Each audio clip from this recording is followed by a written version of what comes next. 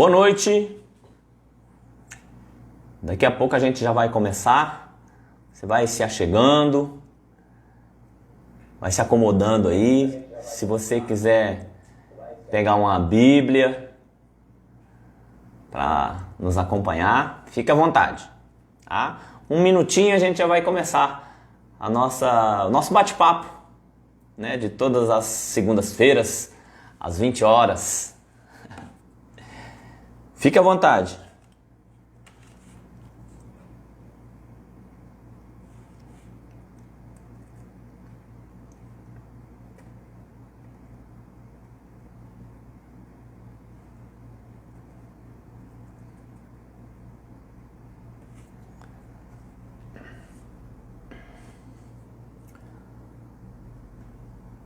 Ô Léo, eu acho que ele tem um fone de ouvido. Dá uma olhada ali. Tem. Vê isso.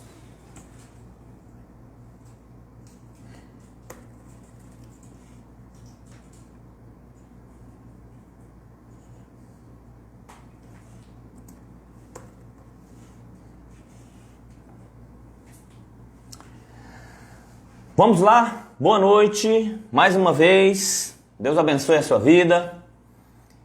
Vamos começar a nossa reunião de intercessão. Quero colocar esse tempo diante de Deus, fazer uma oração, colocar a sua vida, colocar a sua família, a sua casa diante de Deus, as nossas vidas, né, diante de Deus, para que a mão poderosa do Senhor esteja sobre nós, que o Espírito Santo esteja falando aos nossos corações. Vamos orar? Senhor, obrigado por esse dia, obrigado, Deus, pela Tua graça, pelo Teu cuidado, pelo Teu amor, pela Tua proteção, pela Tua paz.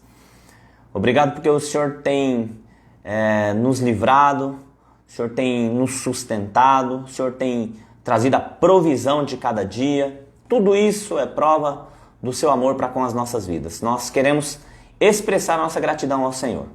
Obrigado por esse tempo, por esse dia, por esse momento. Eu quero colocar cada vida que está nos acompanhando diante da Tua presença, colocar cada casa, cada lar, que o Senhor esteja abençoando cada casa, trazendo a provisão, trazendo a paz, e que nesse momento agora o Senhor traga entendimento através da Tua palavra, esteja ministrando em cada coração. Visite, Deus, cada um dos meus irmãos, dos meus amigos que estão nos acompanhando, e que o Senhor possa estar também, Deus, se for necessário, colocando anjos para nos guardar, para nos proteger. Obrigado pela chuva que o Senhor nos mandou aqui nessa região, para nos refrescar, para regar a terra. Também isso é prova do Seu amor para conosco. Se conosco nesse tempo, nós Te louvamos e Te agradecemos.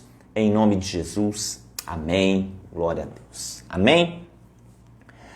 Quero pedir para você estar compartilhando aí com 2 ou 3 amigos, né, essa live, para que mais pessoas possam ser alcançadas pela palavra de Deus, né? Enquanto eu tomo aqui um pouco d'água, você compartilha aí com uns 2 ou 3, né?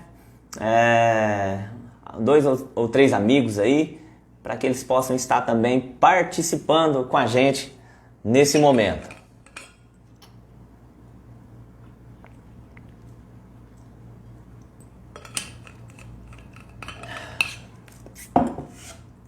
Amém? Veja só, Deus colocou algo no meu coração e eu gostaria de compartilhar essa noite. Nós estamos provisoriamente, suspendemos aí provisoriamente o nosso estudo sobre a personalidade. Vamos dar continuidade, pode ficar tranquilo, né? Mas eu gostaria de compartilhar algo que Deus colocou no meu coração. Nesse final de semana, e eu creio que vai ser bênção para as nossas vidas. Está lá no livro de Apocalipse. Se você tiver uma Bíblia aí, abra a sua Bíblia comigo.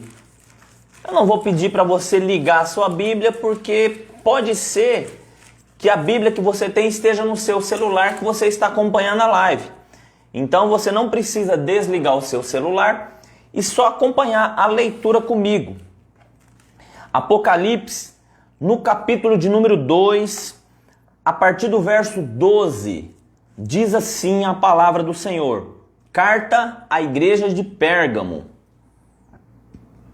Carta à igreja de Pérgamo.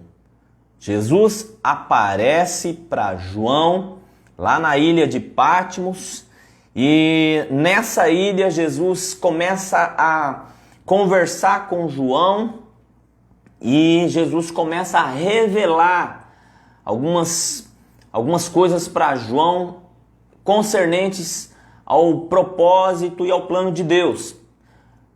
Revelação, esse é o nome do livro, Apocalipse, Revelação. Jesus conversa ali com João e começa a revelar algumas coisas que haveriam de vir. E no tocante à igreja de Pérgamo, Jesus pede para João escrever o seguinte.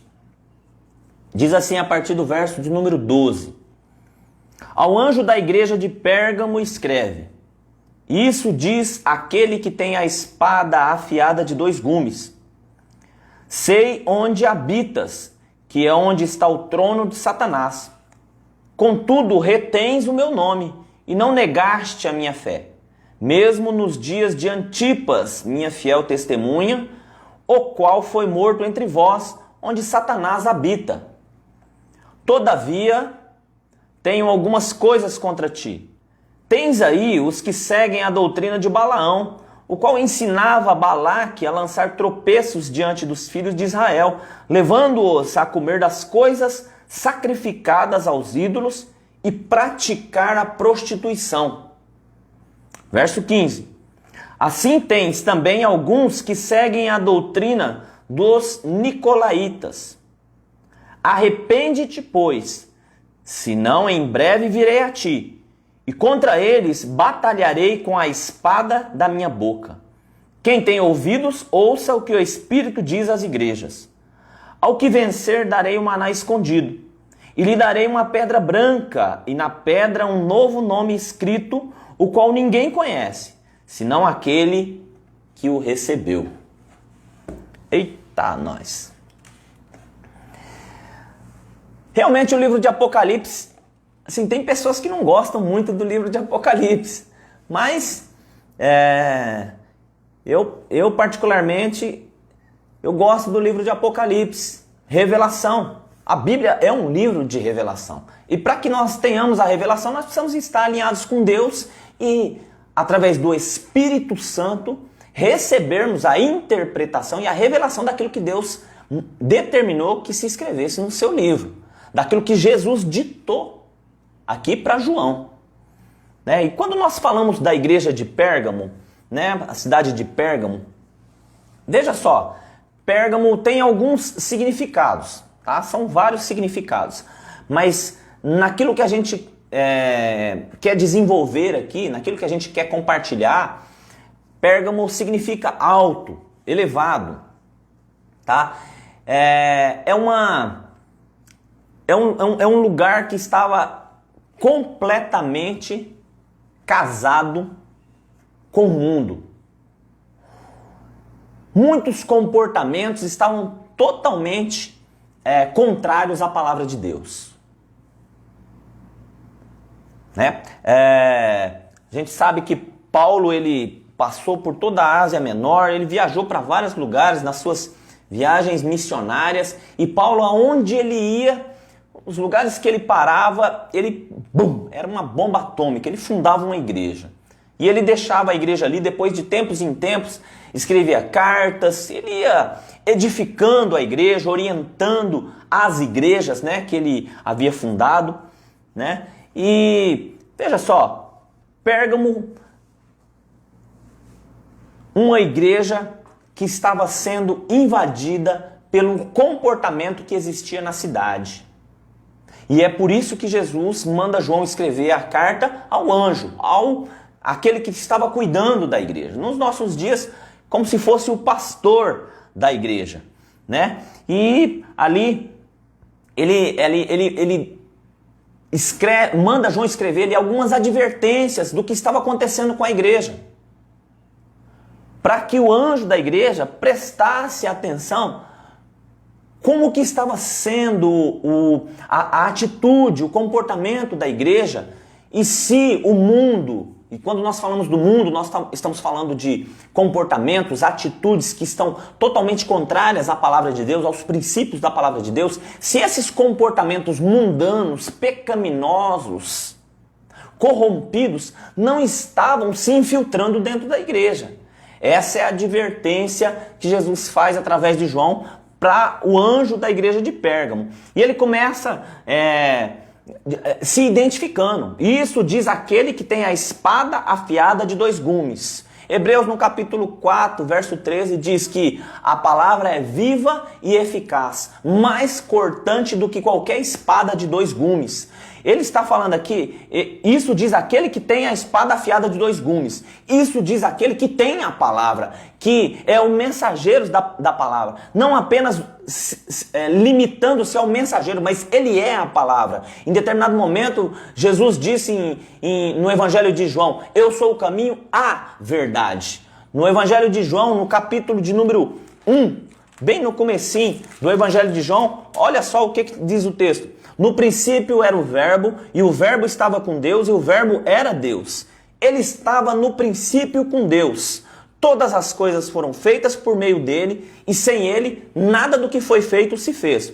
Agora a gente pula para o verso de número 14. Veja só. No princípio era o verbo, a palavra. O verbo estava com Deus, a palavra estava com Deus, e a palavra era Deus. O verbo era Deus. 14. O verbo se fez carne, a palavra se fez carne. E habitou entre nós. Vimos a sua glória, a glória como do unigênito do Pai. De quem que ele está falando? De Jesus, que lá na frente ele se identifica, aquele que tem a espada afiada de 2 gumes. É Jesus que está falando aqui com a igreja de Pérgamo. E aí ele elogia aquela igreja. Ele fala para aquela igreja, eu sei onde vocês habitam, que é onde está o trono de Satanás. E é o primeiro assunto que nós vamos aqui, na verdade nós não vamos discorrer, porque o foco é outro, mas só para a gente entender, por que trono de Satanás em Pérgamo? Veja só, Pérgamo era um lugar onde tinha influências muito grandes de Satanás. O mal ali estava assim, sobremaneira multiplicado. E Pérgamo era literalmente o centro da adoração a um determinado imperador romano da época. E existia uma coluna lá em Pérgamo, atrás da cidade, de mais ou menos uns 300 metros de altura, na qual muitos templos e altares dedicados eram dedicados exclusivamente à idolatria. E essa coluna, esses altares, eram denominados na época de trono de Satanás.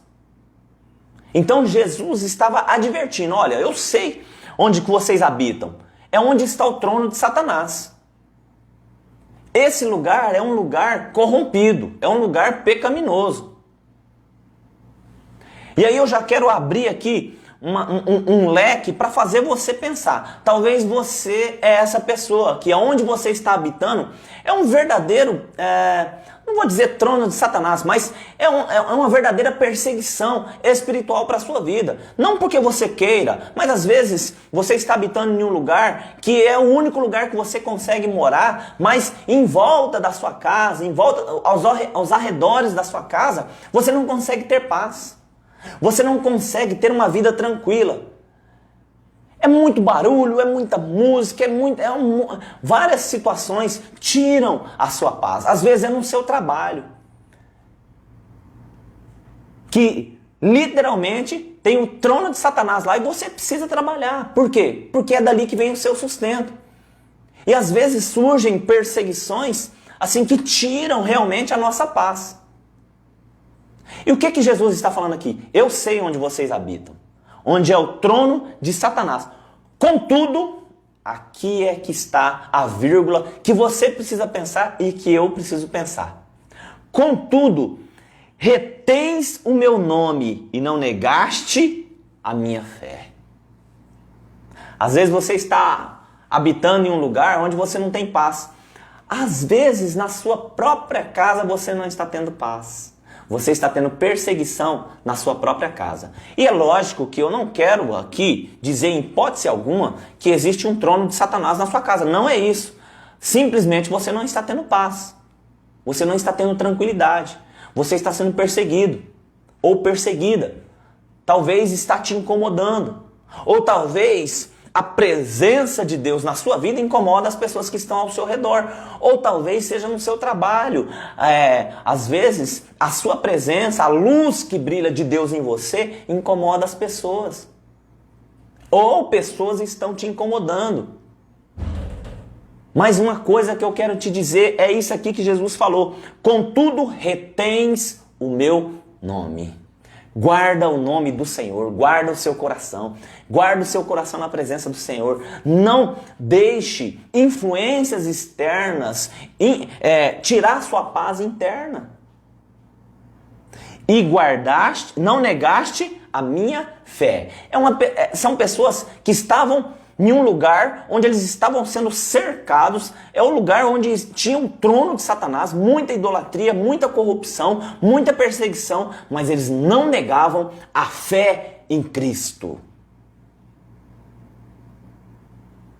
Eita glória! Olha só como que continua o verso 13. Mesmo nos dias de Antipas, minha fiel testemunha, o qual foi morto entre vós, onde Satanás habita. Veja só, na época, só para a gente ter uma noção ainda sobre esse trono de Satanás, esse lugar onde tinha, né, onde está o trono de Satanás, como diz o texto aqui, tem um outro entendimento que diz assim, que tinha um rei chamado Eumenes, e segundo um historiador chamado Plínio, ele criou até uma biblioteca, né, em sentido técnico. Veja só, por isso que eu falei que Pérgamo tem vários significados. No sentido técnico, Pérgamo derivava-se de pergaminho. E ele criou ali uma biblioteca com vários livros. Chegou a atingir 200 mil volumes, né, de livros nessa biblioteca que esse rei Eumenes criou. E teve um determinado momento que houve uma batalha, né, contra alguns invasores bárbaros, né, lá em Pérgamo. E esse rei, ele travou uma batalha, conseguiu vencer a batalha contra os bárbaros e em comemoração ele ergueu uma estátua muito grande, um altar muito grande a um deus chamado Zeus, né, um altar monumental de 34 por 37 metros, né? Cujas fundações e ruínas ainda pode ser vista até nos dias de hoje. E esse altar que ele levantou, então perceba que são dois entendimentos para justificar do porquê que lá em Pérgamo estava o trono de Satanás. Primeiro, aquele altar de 300 metros, onde havia vários templos a ídolos, a inúmeros ídolos. E o segundo é esse templo levantado aqui, a Zeus, né, que tinha entre 34 e 37 metros, e esse altar era chamado também de o trono de Satanás. Tá? Então era um lugar onde tinha muita idolatria, onde tinha muita feitiçaria, onde tinha muita corrupção. Era um lugar que estava totalmente afastado de Deus. Mas tinha uma igreja ali. E Jesus estava cuidando da igreja. Tanto que ele fala para João, escreve para a igreja.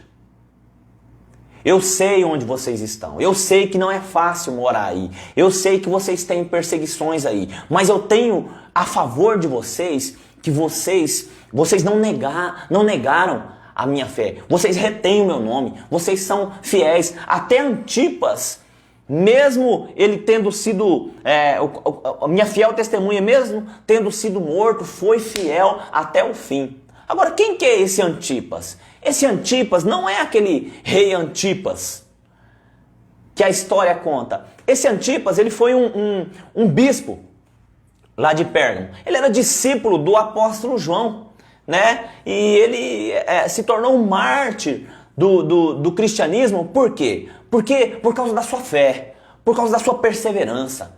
ele era um camarada de fé.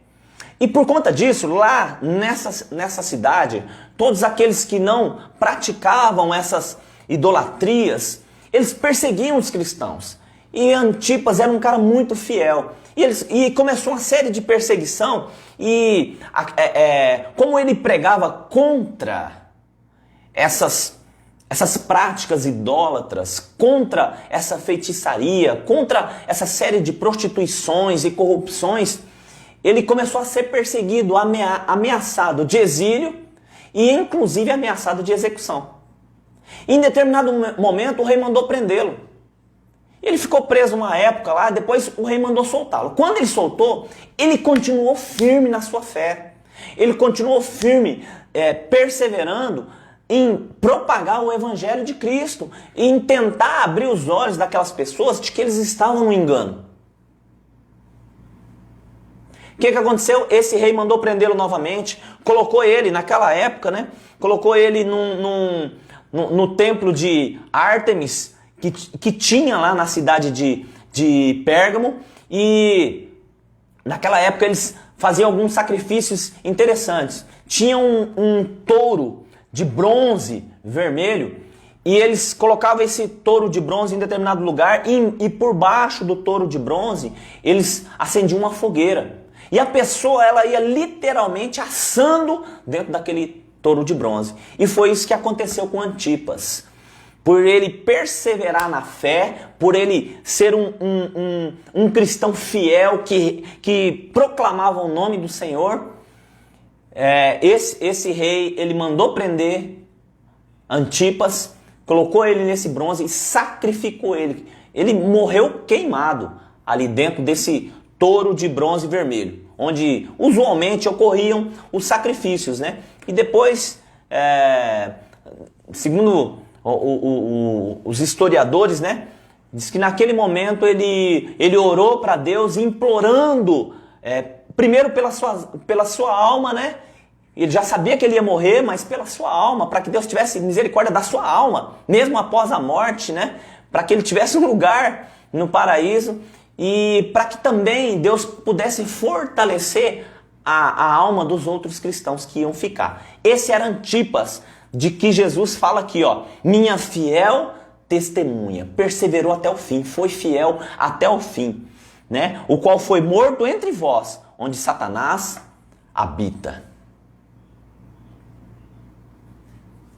Olhando assim e sabendo da história de Antipas, eu penso que às vezes o que a gente passa aqui por conta de servirmos a Cristo, por conta de servirmos a Deus, por conta de termos o Evangelho como a nossa regra de fé e prática, né, a Bíblia, eu penso que às vezes nós não sofremos nada perto do que esses homens, esses grandes mártires, eles sofriam. Foi morto, literalmente queimado vivo, mas continuou fiel, continuou firme. E aí Jesus continua, no verso 14, aí ele fala assim, eu reconheço que vocês realmente, o lugar que vocês estão habitando é um lugar terrível, perseguição, idolatria. Olha, eu sei também que vocês são fiéis, como Antipas, mas veja só, eu tenho algumas coisas contra vocês. E aí que eu gostaria que você prestasse atenção. Tenho algumas coisas contra ti. E ele está falando de quem? Veja só, ele não está falando da cidade. Ele não está falando dos ímpios. Ele não está falando desse rei que matou Antipas. Ele não está falando dos idólatras. Ele está falando da igreja. Ele está falando daquele povo que estava ali na igreja. A carta é dirigida à igreja. E olha só o que Jesus fala. Tens aí os que seguem a doutrina de Balaão, o qual ensinava Balaque a lançar tropeços diante dos filhos de Israel, levando-os a comer das coisas sacrificadas aos ídolos e praticar prostituição. E aqui eu quero abrir um outro leque aqui, para a gente ir lá em Números, para a gente saber quem é esse Balaão. Quem é esse Balaão que Jesus está falando aqui? A doutrina de Balaão. Veja só, Balaão era um profeta de Deus. Teve um determinado momento que houve uma batalha entre Balaque, que era dos Moabitas, né? E o povo de Israel. E Balaque sabia que o povo de Israel era um povo que estava sendo abençoado. Veja só, ele ouviu o que Deus fez com o povo de Israel, tirando eles do Egito, mandando 10 pragas, abrindo o Mar Vermelho, Faraó morreu com seus soldados. Ele ficou sabendo dessas histórias. E aí surgiu uma batalha aqui contra o Balaque, né? E o povo de Israel. E aí Balaque pensou, como que eu vou vencer esse povo? E aí ele mandou chamar Balaão, um profeta de Deus. Só que ele mandou chamar Balaão para amaldiçoar o povo de Israel, o povo de Deus. Olha só. Veja só, Números no capítulo 22, o verso 6, ele diz assim, ó: Vem agora, rogo-te, amaldiçoa-me este povo, pois é mais poderoso do que eu. Talvez assim eu possa combatê-lo e expulsá-lo da terra, pois sei que a quem tu abençoares será abençoado, e a quem tu amaldiçoares será amaldiçoado. Enfim, ele chamou Balaão um profeta de Deus. Eu quero que você guarde isso na sua cabeça. Balaão era um profeta de Deus. Ele chama Balaão então manda uma primeira resposta para ele e fala assim, não, eu não vou amaldiçoar, porque esse povo é bendito, esse povo é o povo de Deus, esse povo é o povo de Israel, é a menina dos olhos do Senhor, não vou abençoar. E Balaque oferece para Balaão ali alguns presentes. E Balaão já dá aquela balançada. Não, eu não vou. E Balaão vai consultar a Deus. E quando ele consulta a Deus, Deus fala para ele não ir. Mas aí Balaque aumenta a oferta. E aí Balaão dá aquela tremida, o que ele faz? Ele vai consultar a Deus. E aí Deus fala, vai. E aí a gente fica em dúvida. Por quê? Talvez surja na minha e na sua cabeça. Como que Deus autoriza um profeta dele a amaldiçoar um povo dele?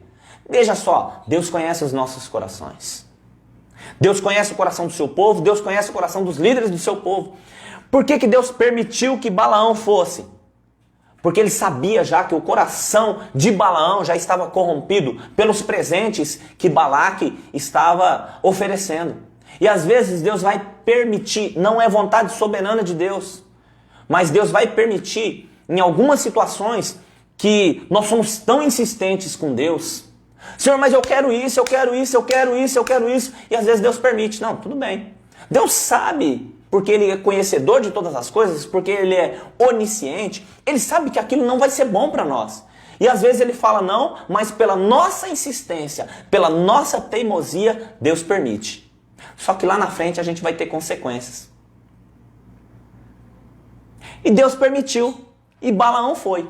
Olha só, mais uma vez aqui a misericórdia de Deus entrando em ação aqui na vida de Balaão. Balaão foi, e quando ele chega num determinado lugar, verso 22 diz assim: Mas a ira de Deus se acendeu quando ele se foi, e o anjo do Senhor postou-se no caminho para barrar-lhe a passagem. Ele ia caminhando montado na sua jumenta, e 2 de seus moços iam com ele. Viu a jumenta o anjo do Senhor que estava no caminho, com a sua espada desembainhada na mão, pelo que a jumenta se desviou do caminho e foi-se pelo campo. Então Balaão espancou a jumenta para fazê-la voltar ao caminho. Olha só, Deus às vezes permite. E Deus ainda tenta nos impedir de fazer algumas coisas. Por quê? Porque Ele é bom, não é porque Ele é ruim. E quando fala que a ira de Deus se acendeu, não é que Deus queria destruir, Deus queria advertir, Deus queria dar um chacoalhão em Balaão. Olha o que você está fazendo. E um anjo do Senhor se postou na frente de Balaão. Ele estava tão cego, talvez levado pela cobiça dos presentes que Balaque tinha lhe oferecido, que ele não conseguiu ver o anjo do Senhor. O animal, a jumenta, viu e ela saiu correndo para um outro caminho. Ele começou a espancar a jumenta. Olha só. Mas o anjo do Senhor pôs-se numa passagem estreita, verso 24, entre duas vinhas, com paredes de ambos os lados. Quando a jumenta viu o anjo, pela segunda vez, viu o anjo do Senhor, encostou-se contra uma das paredes e apertou contra a parede o pé de Balaão. Por isso ele tornou a espancar a jumenta. Existem situações nas nossas vidas que todo mundo está vendo que não vai dar certo. Menos nós. Por quê? Porque às vezes o nosso coração está corrompido, o nosso coração está cheio de cobiça, porque nós queremos aquilo, não porque vai ser bênção para as nossas vidas, mas talvez pela ignorância, pelo orgulho, talvez pela arrogância, pela prepotência, e nós queremos, nós insistimos, somos teimosos com Deus. Todos estão vendo, inclusive a jumenta está vendo, que Deus está tentando impedir Balaão de cometer uma coisa esdrúxula, absurda, que é amaldiçoar o povo que é bendito do Senhor. Todos estão vendo, menos Balaão. Porque a cobiça cega. Às vezes os nossos desejos pecaminosos cegam. Os desejos sexuais que são promíscuos cegam. Às vezes nós não estamos conseguindo enxergar. Todo mundo está vendo que vai dar errado, que vai dar ruim. Menos quem está tentando praticar aquele pecado. Está cego. Não é em vão que na carta de Paulo aos Coríntios, se eu não me engano, 1 Coríntios 4,4 diz que o Deus desse século cegou o entendimento dos incrédulos para que não vos resplandeça a luz do Evangelho. Vou confirmar se é em 1 ou é 2 Coríntios. Para você ter mais certeza do que eu estou falando. Eu acho que é 2 Coríntios. Exatamente. 2 Coríntios 4,4. A pessoa está cega pela cobiça, pelo pecado, pelos desejos pecaminosos, pela sensualidade, pela prostituição, por uma série de situações. Ela não está conseguindo ver. Às vezes um animal está vendo, como no caso de Balaão. A mula, a jumenta está vendo, mas ele não. E ele tornou espancar. Terceira vez, 27. Quando a jumenta viu o anjo do Senhor, deitou-se debaixo de Balaão. E a ira de Balaão se acendeu, espancou a jumenta com um bordão. Então Deus, veja só, Deus abriu a boca da jumenta e ela disse a Balaão: que te fiz eu, que me espancaste já 3 vezes? Respondeu Balaão à jumenta: é porque zombaste de mim. Se eu tivesse uma espada na mão, agora te mataria. A jumenta disse a Balaão: porventura não sou a tua jumenta em que toda a tua vida cavalgaste até hoje? Tenho o costume de agir assim contigo? Ele respondeu: não. Então o Senhor abriu os olhos a Balaão e ele viu o anjo do Senhor parado no caminho, tendo a espada desembainhada na mão, de modo que ele se inclinou e prostrou-se com a face em terra. Deus precisou abrir a boca da jumenta para falar para Balaão, tão cego e surdo que ele estava, envolvido pelos presentes, pelo dinheiro.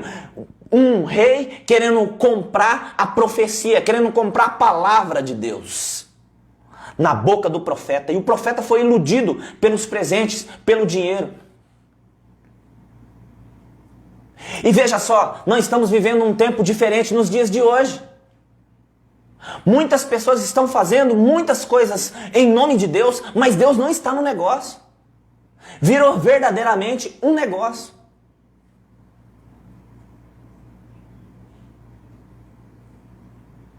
Pessoas que estão colocando valores para compartilhar a palavra de Deus. E se não pagar os valores, elas não vão. Como se fosse um negócio.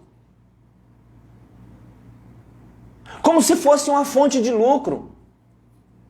Eu não estou falando daquelas pessoas que vão pregar, que vão ministrar e os irmãos, a igreja dá uma oferta. Não é disso que eu estou falando. Eu estou falando de colocar preço. Balaão estava iludido pelos presentes de Balaque. Tanto que ele aumentou os presentes. E ele foi. E veja só como que a gente vê que a pessoa, quando ela está iludida,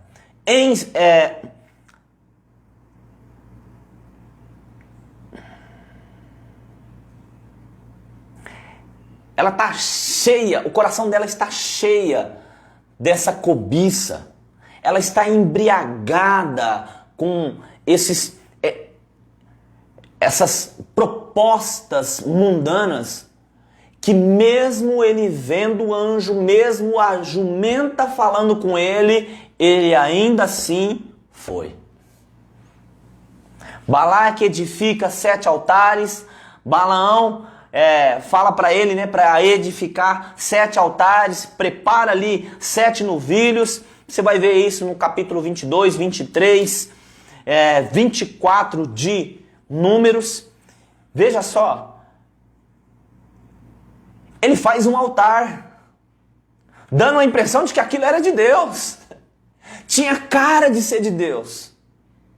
Tinha aparência de ser de Deus. Fez um altar. Só que quando ele vai profetizar contra o povo de Israel, a palavra, Deus muda a palavra dentro, né, na língua, na boca de Balaão, e ao invés dele amaldiçoar, ele abençoa. Balaque fica irado, fala, mas eu contratei você para amaldiçoar.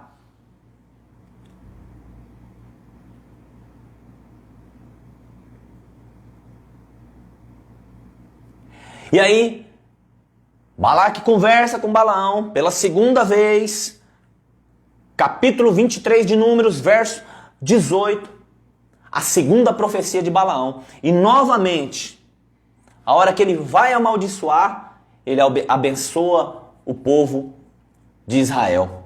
A palavra muda na sua boca. Deus está dando aqui para Balaão vários sinais de que ele não estava naquele negócio. Mas quando a pessoa está embriagada pelos seus desejos, pela sua cobiça, pelo seu status, pelo seu poder, pelos seus bens, não adianta advertir 1, 2, 3, 4 vezes, ela está cega e surda. Está correndo atrás de bens materiais. É o caso de Balaão. E às vezes tem acontecido. É lógico que tem muitos homens de Deus, muitos servos do Senhor sérios, que estão levando a palavra de Deus a sério, mas tem muitos que estão envergonhando o nome do Senhor, fazendo por dinheiro, exigindo dinheiro, se vendendo por presentes, vendendo a sua moral, vendendo os seus valores, vendendo os seus princípios e vendendo a palavra de Deus por interesses cobiçosos. É o caso de Balaão. E aí no capítulo de número 24 vem a terceira profecia de Balaão.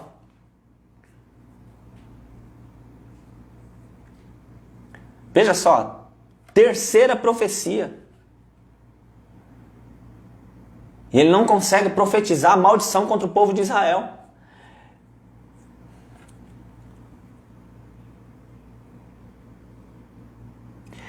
Quarta profecia, 24, capítulo 15. Quarta profecia. E aí vem a profecia final. 5 vezes. Veja só. Tem a advertência de Deus falando que não. Ele insiste. Deus libera. Deus manda o anjo. A jumenta vê o anjo por 3 vezes. Ele não acorda. A jumenta conversa. Ele não acorda. Deus abre os olhos dele, ele vê o anjo com a espada desembainhada. Ele não acorda. Ele continua no desejo de fazer algo que Deus não estava no negócio. Deus está mostrando. Aí vem e ele, por 4 vezes, ele tenta profetizar e ele não consegue profetizar maldição. Aí pela 5ª vez, ele tenta profetizar novamente e ele não consegue. A partir do verso 20...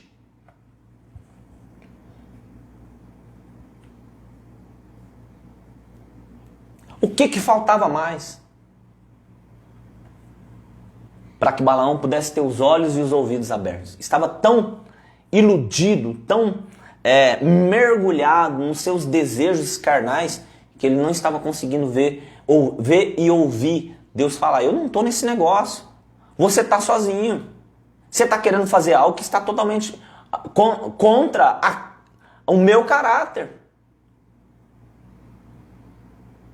Tem pessoas que estão nesse caminho de Balaão. Não é em vão que Jesus advertiu. Veja só, olha aqui o que Jesus fala em Apocalipse.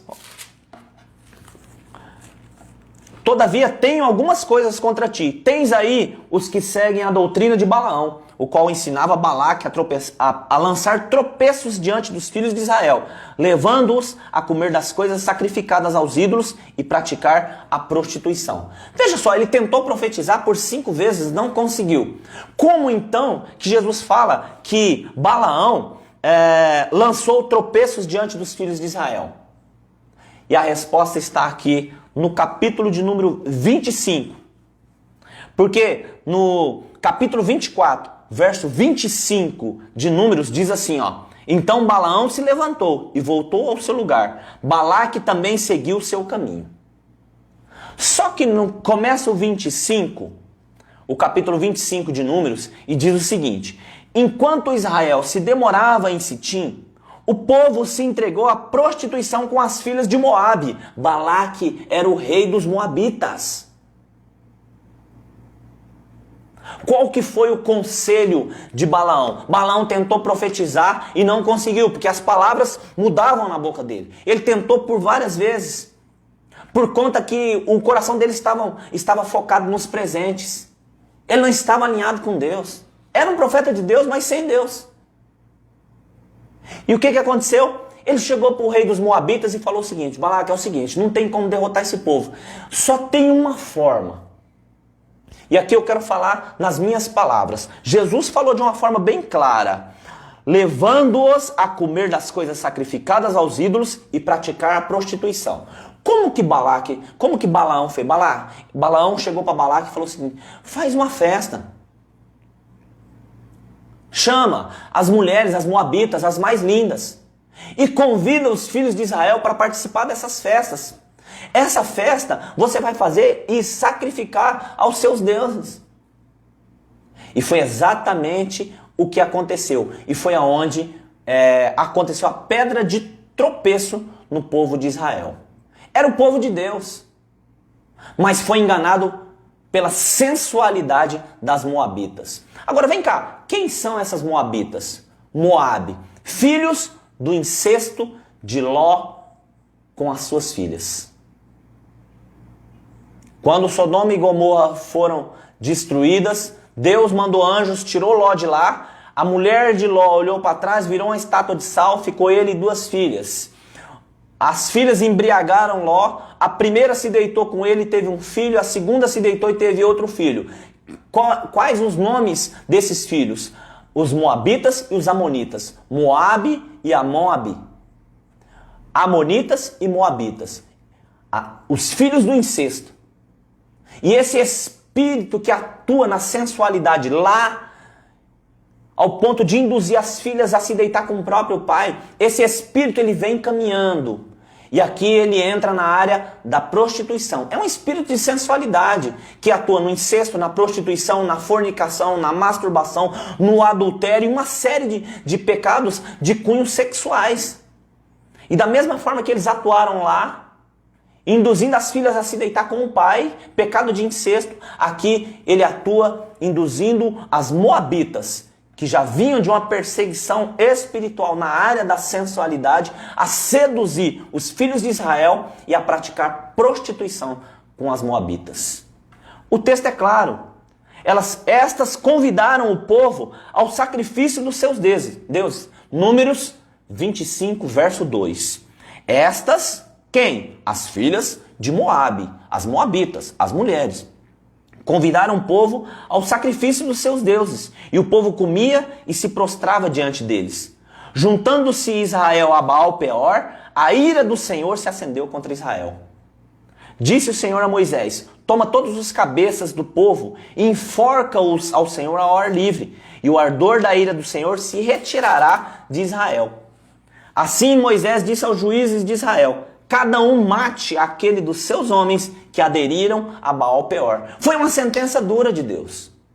Mas para arrancar esse tipo de pecado, não adianta você fazer carinho, não adianta você aconselhar, tem que arrancar pela raiz.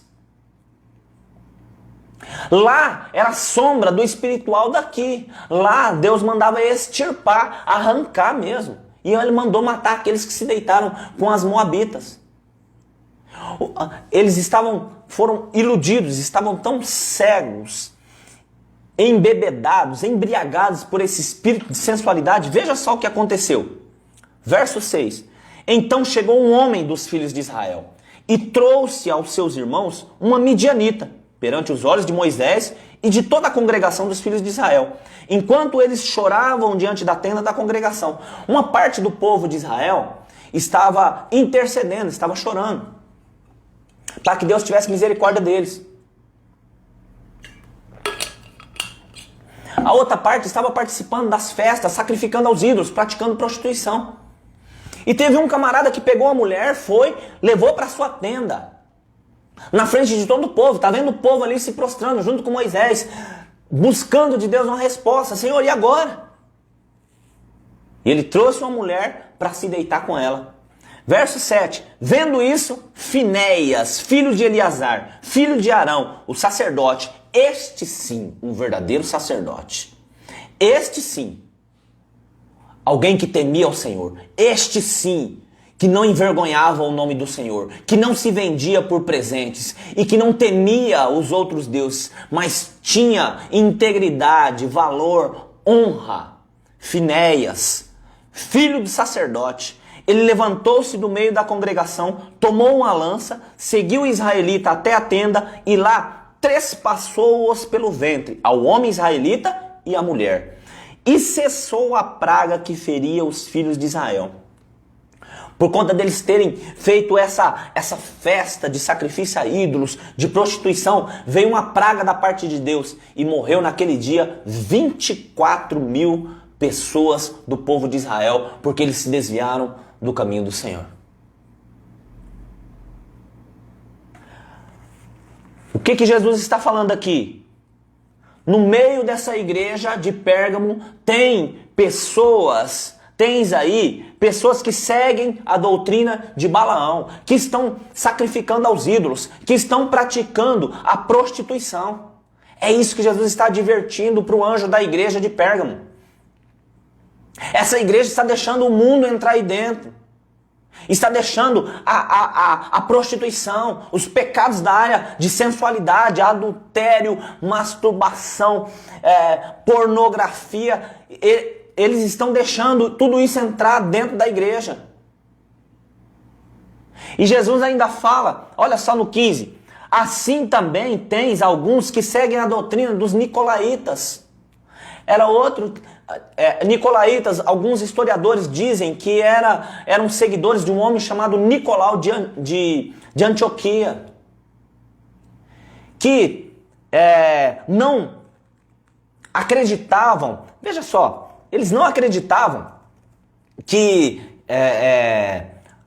a santidade vinha por abandonar o pecado, por ter uma vida regrada. Não, eles pregavam a libertinagem. Essa era a doutrina dos nicolaítas. Tinha várias coisas. Alguns historiadores dizem que eles acreditavam no gnosticismo. O que era o gnosticismo? Vem de gnose, que é conhecimento. Mas pregava que o homem tinha sido criado por uma divindade imperfeita. Olha só a doutrina diabólica que estava se infiltrando dentro da igreja de Pérgamo. Que quem criou o homem foi um Deus imperfeito. E por conta disso, toda a vida na terra era apenas uma forma maléfica usada para aprisionar o espírito humano. E que o bem, que a santidade só seria alcançada através de níveis espirituais. Era uma doutrina totalmente diabólica. Era isso que estava se infiltrando dentro da igreja de Pérgamo. A doutrina de Balaão, a doutrina dos nicolaítas, prostituição, sensualidade, desvio da palavra, libertinagem, imoralidade sexual entre os cristãos. Era tudo isso que estava se infiltrando. Não tem problema nenhum. Você deitar com a mulher do outro, adultério, não tem problema nenhum. E Jesus vem e ele é enfático. Jesus é enfático contra o pecado. Veja só. 16. Arrepende-te, pois. Essa é a palavra de Jesus para a igreja. Nós não podemos fugir da realidade dos dias de hoje. Nós temos visto algumas autodenominadas igrejas que estão mais ou menos nesse nível aqui. Igreja de homossexuais onde pode tudo. Desde casamento até práticas absurdas. Algumas igrejas que estão dizendo que estão servindo a Deus, mas estão permitindo algumas práticas que estão envergonhando o nome do Senhor. E Jesus é bem claro: arrepende-te, pois, senão em breve virei a ti, e contra eles batalharei com a espada da minha boca. Qual que é a batalha de Jesus? Veja só, nos dias de hoje, Jesus não vai mandar fazer como Finéias fez com a lança e matou o prostituto e a prostituta. Não, Jesus hoje ele vai... Qual que é o confronto de Jesus com o pecado e com o pecador? É através da palavra. A palavra é viva, é eficaz, mais cortante do que qualquer espada de dois gumes, ao ponto de dividir juntas e medulas, alma e espírito, o certo do errado, o bem do mal, o santo do profano. É isso que Jesus está falando aqui. Eu vou contra essas práticas através da minha palavra. E por quê? Porque é através da palavra que vai acontecer o julgamento final. A palavra é clara. Olha, aqui no próprio livro de Apocalipse, no capítulo 21, diz assim, ó: mas quanto aos medrosos, aos incrédulos, aos abomináveis, aos homicidas, aos adúlteros, aos feiticeiros, aos idólatras e a todos os mentirosos, a sua parte será no lago que arde com fogo e enxofre, que é a segunda morte. O julgamento vai ser baseado na palavra. As condenações que vão acontecer, elas já estão elencadas na palavra. Se eu me enquadrar aqui, eu vou ser julgado segundo a palavra da minha boca, a espada da minha boca. É dessa forma que existe o confronto do pecado na vida do pecador. Jesus quer que o pecador seja salvo, mas ele quer que o pecador abandone o pecado. E ele vai confrontar o pecado na vida do pecador, dentro da igreja ou fora dela. Enquanto eu tomo uma água para você pensar e raciocinar, compartilhe aí com uns 2 ou 3. Mais uma vez, se você não fez ainda, compartilhe aí essa live com algumas pessoas, com alguns amigos, com alguns parentes, para que a palavra do Senhor possa alcançar o maior número de pessoas possíveis.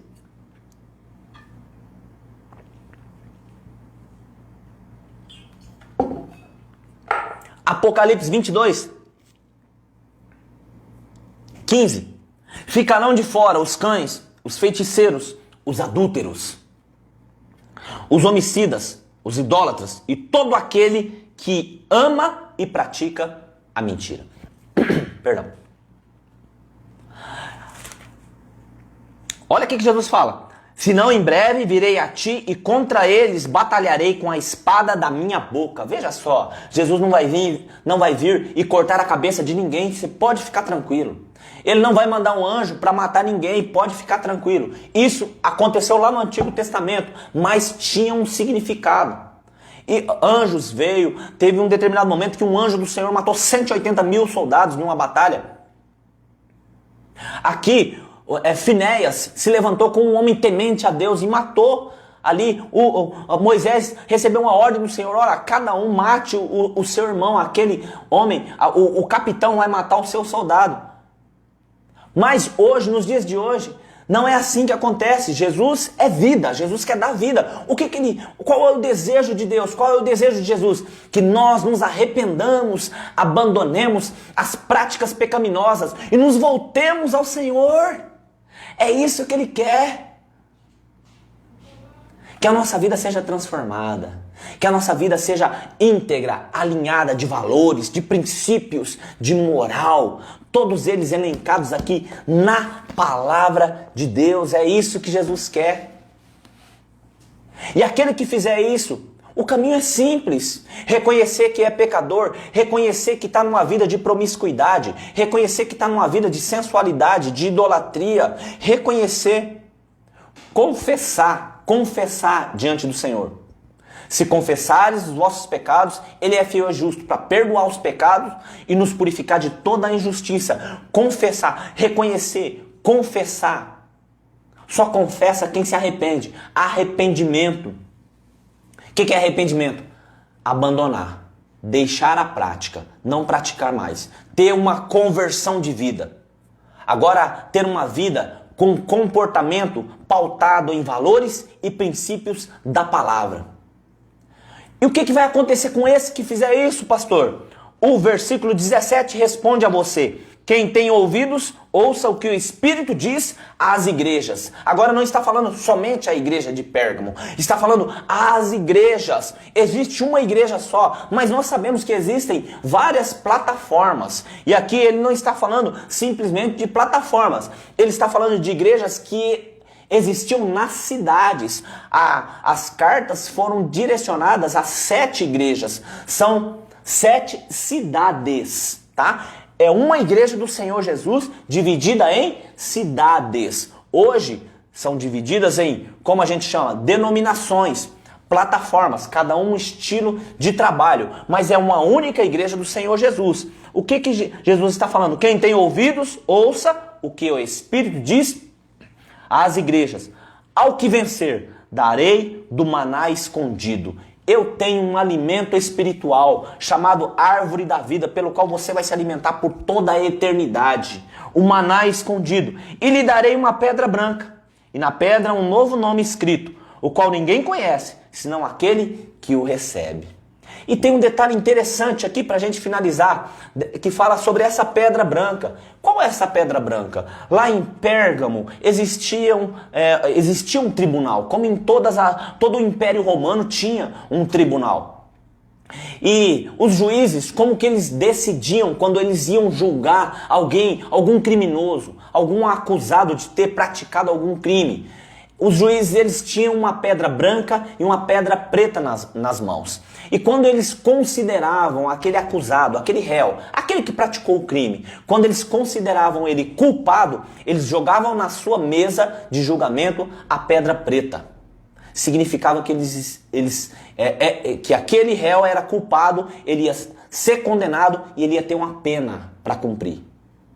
Mas quando eles pegavam a pedra branca e jogavam a pedra branca, significava que não tinha acusação contra aquele réu, não tinha condenação, não ia ser julgado, condenado, não ia ter que cumprir pena, ele era absolvido.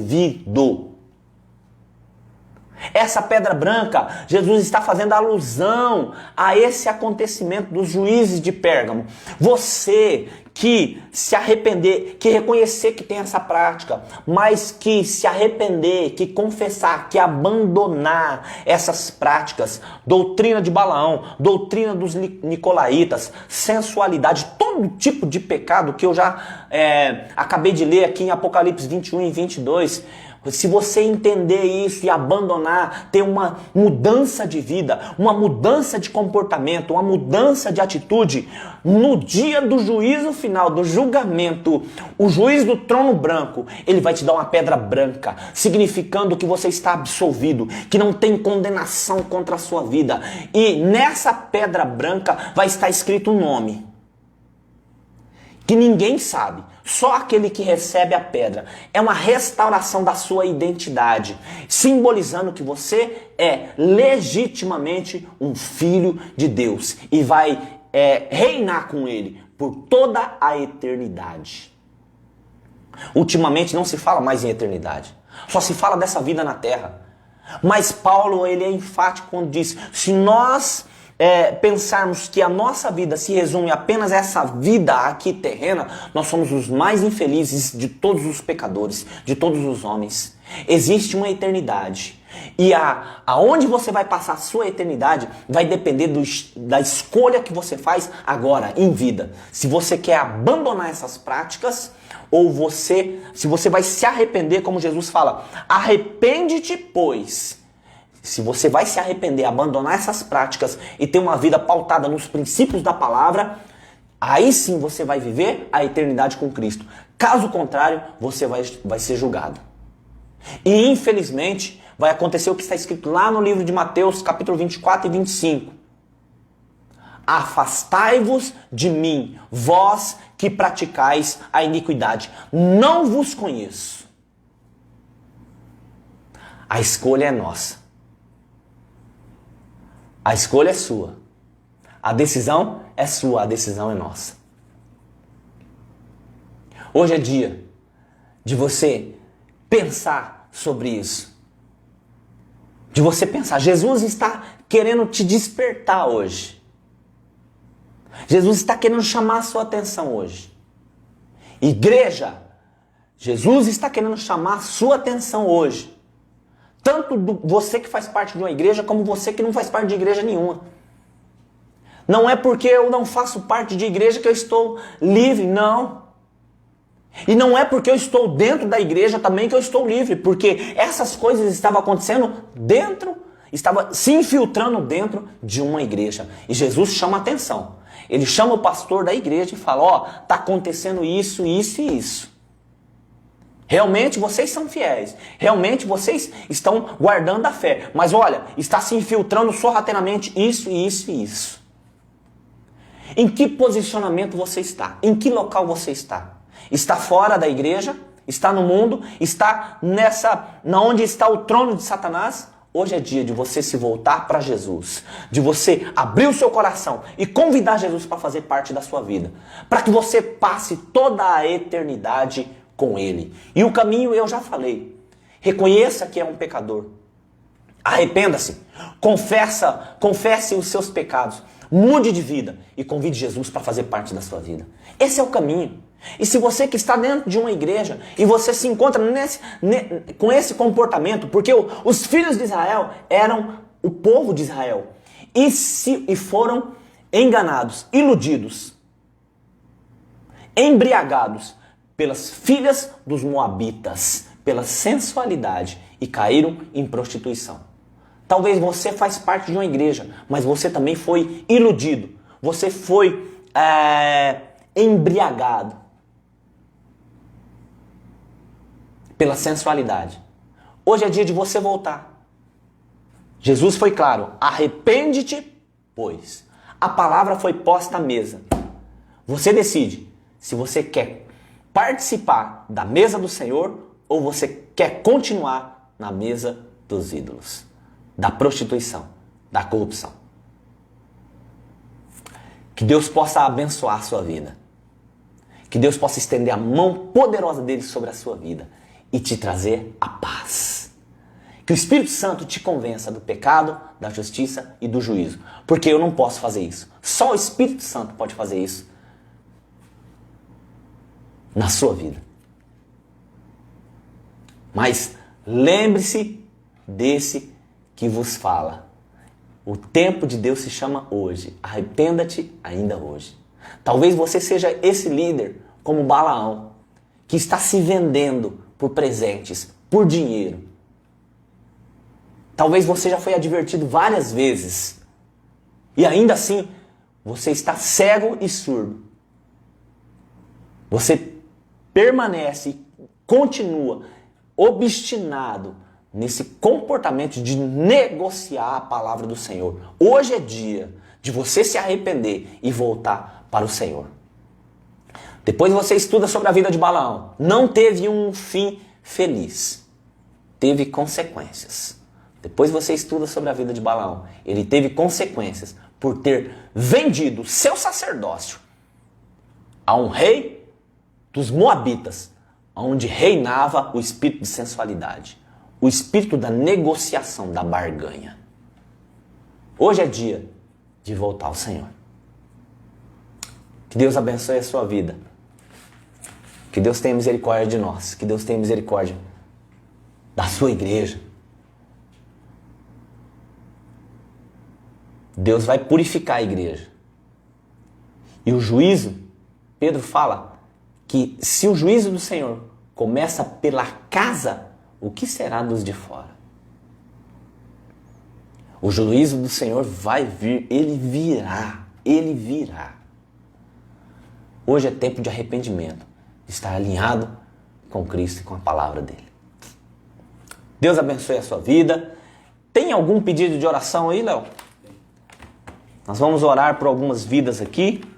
Vamos orar pelo Fabrício, meu amigo Fabrício Jesus. Ele quer que ore pelo movimento do seu comércio. Ele tem uma lan house. Vamos orar para Deus estar abençoando, né, a empresa dele. A Maria da Graça Coelho, minha prima, oração por toda a família. Maria da Graça, Graci, tá lá em Pernambuco, glória a Deus. Beijão pro meu tio João, pra minha tia, pro Zé, pro pessoal todo aí, Graci. Alaine, tia Alaine, Maria Helene Muniz pede oração pela irmã Santilha. Faz tempo que eu não vejo a irmã Santilha, esse tempo de pandemia. Fabinho, o Hugo, o Bruno, o Neto, a Tamires, a Deise, o Roberto Lopes e a Eliane, a Pete. Orar também pelo Ademir, que perdeu a esposa, verdade. Vamos orar pelo Ademir. Se eu não me engano, ele é irmão da Cleiane, né? A irmã Aparecida pede oração pela sua saúde e pela vida dos seus filhos. Vamos orar pela vida dos filhos da irmã Aparecida. A irmã Aparecida, ela está com um probleminha de saúde. Vamos orar pela vida dela. Hoje eu falei com a filha dela, né, para que Deus possa estar restaurando a saúde dela. Quero orar também pelo meu amigo Orlando, que está lá em Rondonópolis. Zé Jovino vai viajar amanhã, hoje ou amanhã, a trabalho novamente. Chegou no sábado, já vai hoje ou amanhã. Quero orar pelo meu amigo Anderson, que está lá em Hortolândia, Ninja. Quero orar pelo meu amigo Edmilson, que está lá também em Hortolândia, ali em Campinas, Hortolândia. Toda a família dele. Quero orar pelo meu amigo Evandro Varanda, que está lá em Manaus, fazendo um trabalho muito fera lá numa casa de recuperação. Ele, a esposa. Eu quero orar pelo meu tio Gerson, pela minha tia Vera, pelo Gabriel. Eu quero orar pelo Juninho, que também está na casa de recuperação. Quero orar pelo Will, que também está na casa de recuperação, para que Deus possa fazer a obra na vida deles, libertá-los das drogas. Eu quero orar pela sua vida, você que está nos acompanhando, que Deus possa estar estendendo a sua mão sobre a sua vida. Amém? Vamos orar. Senhor, em nome de Jesus, Pai, obrigado por esse tempo, pela Tua palavra, que a Tua palavra possa achar guarida em cada coração, meu Rei. Quero colocar cada uma dessas vidas aqui diante do Senhor. Meu Deus, estenda a sua mão poderosa, Pai. Ministra a Tua cura, o Teu milagre em cada uma dessas vidas, a libertação, a transformação. Acima de tudo, salva, Deus, ó Pai, cada uma dessas vidas, Pai. Restaura a saúde da irmã Cida. Deus, visita cada um dos filhos, o Elton, o Valdeir. Deus, em nome de Jesus, coloca a Tua mão poderosa sobre eles. Deus, abençoa, Deus, ó Pai, a irmã Santilho, o Fabinho, o Hugo, o Bruno. Deus, o Neto, a Tamires, a Deise, o Roberto, a Eliane, meu Deus, o Ademir que perdeu a esposa, Deus, ó Pai, está ele, a criancinha, cuida deles, Pai, em nome de Jesus, aquela família, consola aquela família, Deus, em nome de Jesus, abençoa a Graci, Deus, toda a família, os meus parentes lá em Pernambuco, a Lu, Deus, o Antônio que estão em São Paulo. Deus abençoe o Fabrício, a empresa dele, que o Senhor esteja derramando da Tua graça, da Tua prosperidade sobre eles. Pai, em nome de Jesus, coloco cada uma dessas vidas diante do Senhor, que a mão do Senhor esteja sendo estendida sobre cada uma dessas vidas, Pai. curando, libertando, transformando. Também quero colocar diante do Senhor a vida da Silvia, Deus, a Silvia da Guarda, que trabalha na UAB, minha amiga, Deus, a doutora Margarete, que também pediu oração. Abençoa essas famílias, Pai. Deus, derrama da tua graça, restaura, renova, traz a tua paz, meu Deus, sobre essas vidas, sobre essas casas, sobre essas famílias, cada um que nos acompanhou, que a graça do Senhor esteja sendo derramada, Pai, sobre cada uma dessas vidas. Abençoa o Léo que nos acompanhou aqui, Deus, toda a família dele, Deus, no nome de Jesus, obrigado por esse tempo, nós te louvamos, nós te agradecemos em nome do Senhor Jesus, amém, glória a Deus. Se você puder, faça a inscrição no meu canal do YouTube, pr.nandinho, faça a inscrição, esse estudo vai estar à disposição lá, disponível lá. Eu tenho colocado algumas reflexões, às vezes 1 ou 2 vezes por semana, tá? E eu quero também, Léo, faça para mim, pega uma canequinha dessa aí. Falar sobre a nossa canequinha. Não, dessa branca, isso. A canequinha do nosso ministério que nós mandamos fazer aqui, para você tomar um chá, tomar um leite. Olha aqui, ó, a canequinha, R$30, você entra em contato com a gente, você vai estar abençoando o nosso ministério. Né? Tem um bigodão aqui, olha lá, Be Amém, seja homem, tá? Você vai estar abençoando o nosso ministério. Brevemente nós vamos estar também desenvolvendo uma caneca feminina, né? E para as mulheres, né? Muito interessante, muito legal. Você vai estar abençoando o nosso ministério. Deus te abençoe. Obrigado por você estar nos acompanhando. Que você tenha uma ótima semana debaixo da graça do nosso Senhor Jesus Cristo. Um abraço e até mais.